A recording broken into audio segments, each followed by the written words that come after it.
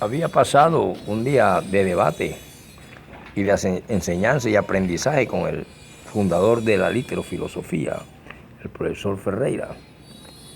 Y el profesor dice: estudiantes, ya que nos encontramos en este recinto sagrado de este plantel educativo, y ustedes ya son capaces de debatir, después que no se sabía ni la letra ABC o el abecedario griego, en español, yo quiero sacar a dos alumnos que me han parecido fabulosos para continuar los debates. El uno no importa que tenga la camiseta roja y el otro la tenga azul, y la otra amarilla como la del Polo Democrático, la del Centro Democrático. Eso no quiere decir que como el ayer se vayan a mochar la cabeza. Así era tal la brutalidad de la política antigua. Estamos en épocas donde ya se ha aprendido un poco y se ha aprendido bastante educación, y usted puede andar con su camisa del Polo Democrático, del Centro Democrático, liberal, conservador, como quiera. Ya la sociedad es distinta. Pero continúan y les dejo una tarea acerca de Sicario. Y me gustaría que después de, porque sé que ninguno la ha conseguido, porque en el pasillo escuché que nos la diga el profesor mejor, porque de pronto aquí no hay revólver, que hay que coger un revólver y matar no sé quién y no sé cuándo, ¿no? Eso es en la modernidad. Ya desde la antigüedad existía el sicariato, de una forma distinta, pero existía. E incluso Barrabás fue un sicario. Jesús fue un revolucionario, que es distinto, ¿verdad? Revolucionarios son todo cambio estructural en la sociedad, en la cultura de una nación que quiere pasar a otro eslabón social más alto. Por eso son cambios estructurales, no reformitas. Entonces, yo voy a introducirme en esto de sicario, pero les quiero decir, porque muchos alumnos quieren debatir. ¿Tú, Juanito, quieres debatir? Sí, profesor, y que me cojo con el burro, con el caremuela, con cualquiera estoy preparado, profesor. Porque yo soy Juanito, el rey de los cuentachistes. Estoy en todos los cuentos, profesor.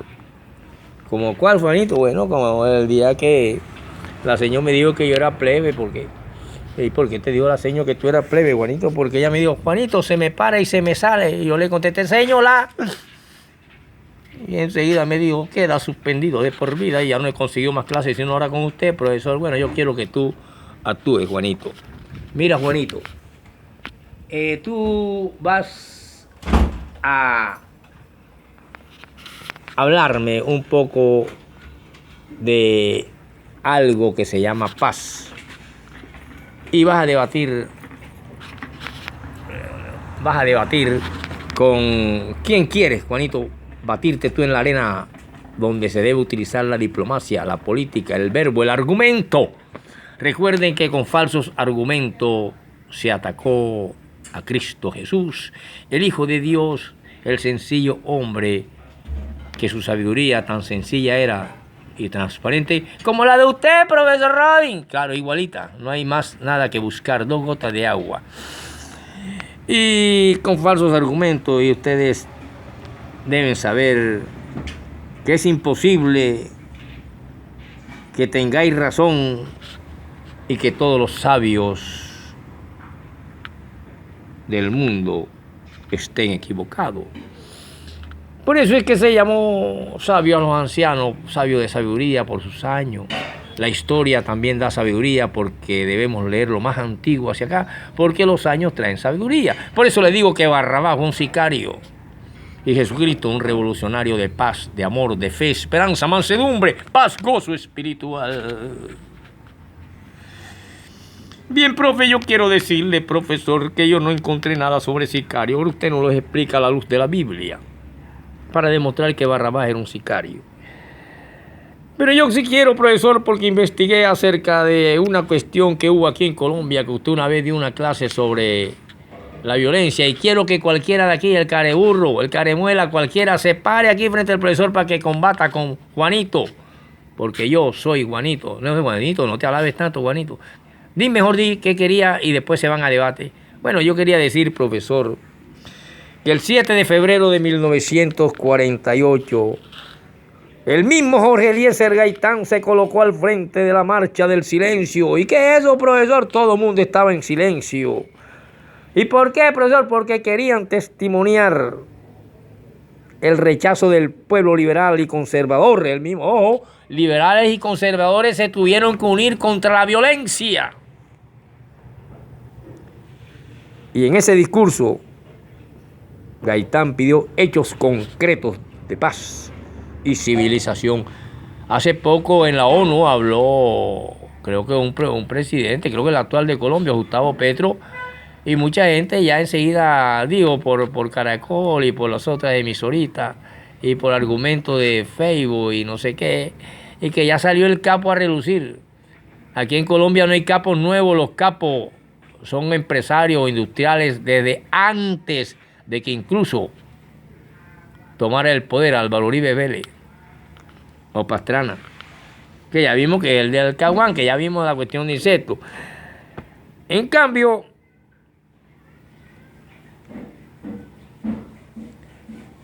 hubo un momento en que el franco desprecio por la excitación social y por la extracción social de Jorge Eliezer Gaitán, lo apodaron el Negro Gaitán. Hablaron así de estas grandes personas y de Cristo Jesús. Profesor, vamos a los sicarios porque usted dice que Barrabás es sicario. Se los voy a demostrar a la luz de la Sagrada Escritura. Y esto no le pregunten al pastorcito de la esquina que apenas medio sabe leer y escribir. Claro que cura 60 cáncer diario. Yo no sé por qué en vez de ir donde el doctor Juan Garamillo por pastillas para el COVID, las cuestiones del kit de post-COVID, mejor no van y hacen fila donde estos brujos pastores para que le saquen el cáncer, la gonorrea, la biribiri, el coronavirus, etcétera, etcétera. Pero también son los hombres de Dios, porque a la luz del cristianismo existen las almas puras del Señor como si fueran un tercer ángel que toca trompeta y que se conocen como cristianos puros. Pero de eso hablaremos después. Para mí no me importa si soy puro cristiano o no soy puro cristiano. Yo soy el profesor Robinson. Una vez le dije socialista y comunista. Les voy a hablar entonces que sí, Barrabás fue un sicario, pero que en la lengua española, ojo, porque vamos a verla a la luz de diferentes formas. En italiano el sicario es el cagnolozzo, que significa en español asesino pagado. Barrabás, tendríamos que preguntar quién le pagaba a Barrabás.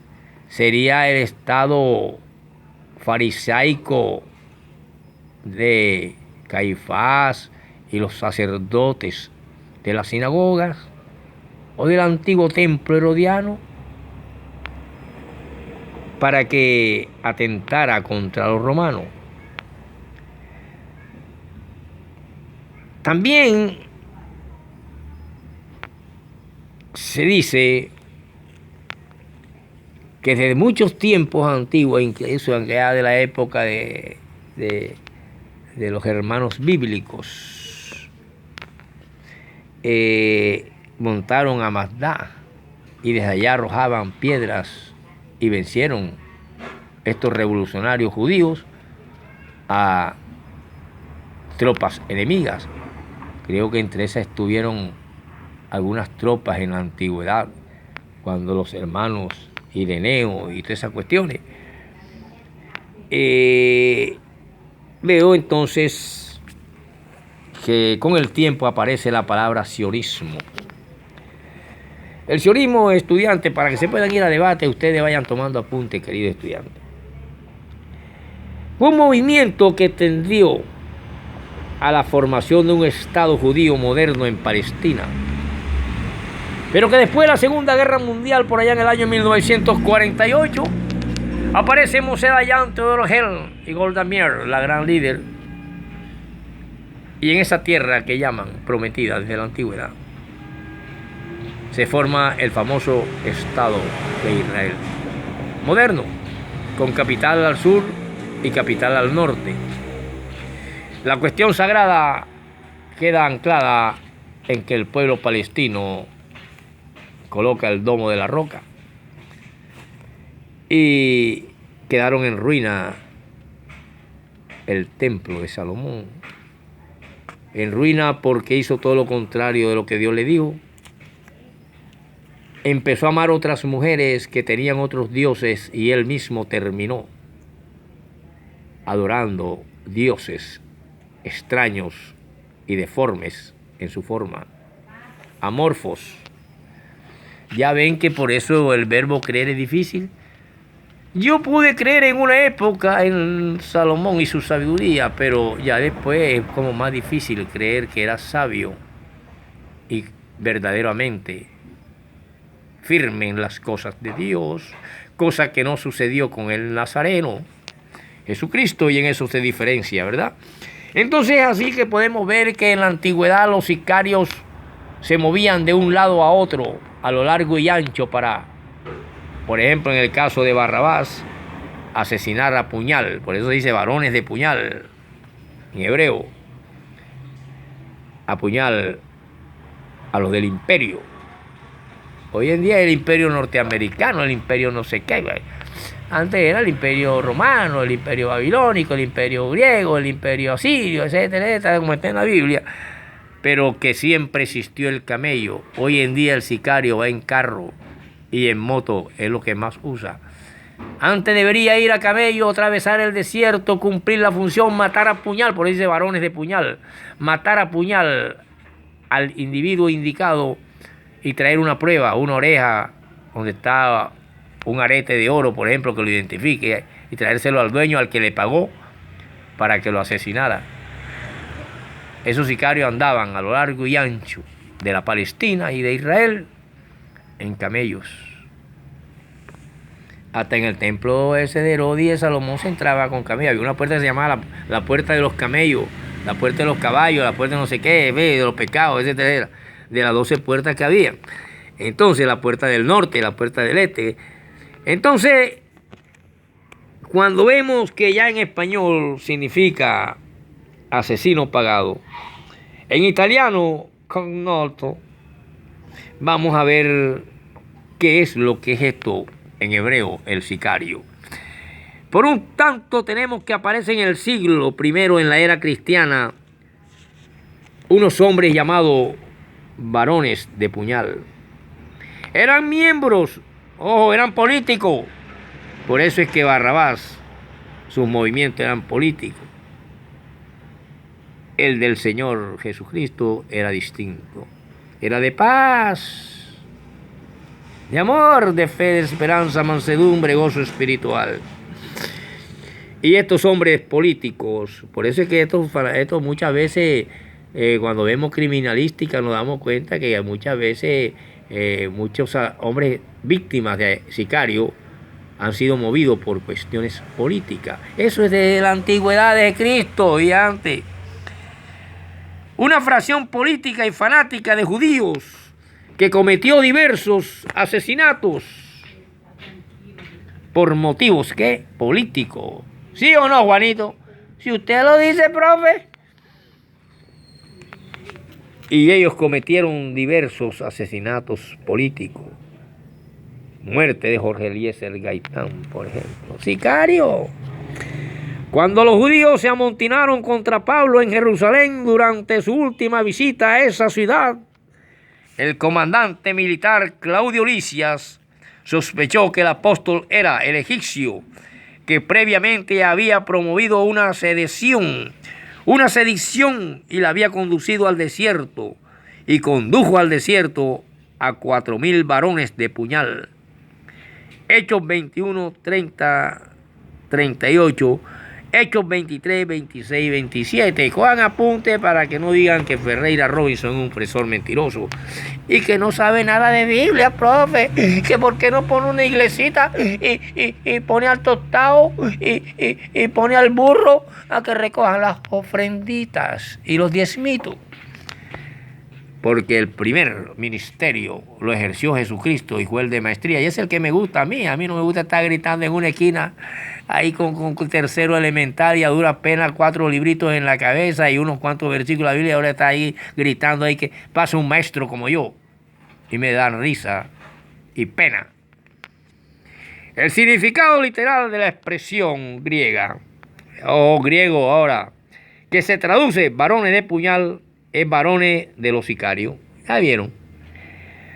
La palabra griega para sicario se conoce en esa lengua como sicaritz y procede de otra en latín llamada sicaritz, que a su vez se deriva de sica, y sica significa en lenguas antiguas puñal. ¿Están entendiendo? Sí, profe. ¿Quién dijo sí, profe? Para suspenderlo inmediatamente, porque se dice sí, reverendo profesor. Negado, renegado y contranegado por la educación, y que parece que estuviéramos siendo enseñados por el mismo Jesús de Nazaret, el mismo Cristo que ustedes buscan por las ventanas para ver en qué momento viene en un meteorito o se cae de una nube. Ya está aquí hace rato con sus ángeles, hablando de paz en la ONU, hablando de paz a los sicarios, hablando de amor y paz al mundo violento, avaro, egoísta, mísero y rastrero del capitalismo salvaje e individual. Porque si se sociabiliza el capital, la humanidad sería justa y distinta, y habrá menos muerte, menos hambre y menos necesidad de ser sicario. Ya vimos que este significado de la expresión griega se traduce varones de puñal. Sica significa puñal. Pero hay un historiador que habló de las curiosidades judías. Hay un historiador que llamado Flavio Josefo. También en la antigüedad tuvo Ciro Tácito, estaba Celso Josefo, etc. Pero este era netamente judío. Y hablaba de la guerra judía. Y dice que los varones de puñal, los sicarios, se introducían entre las muchedumbres de Jerusalén, especialmente durante las fiestas. Iban con puñales ocultos bajo la ropa y apuñalaban a sus enemigos a plena luz del día.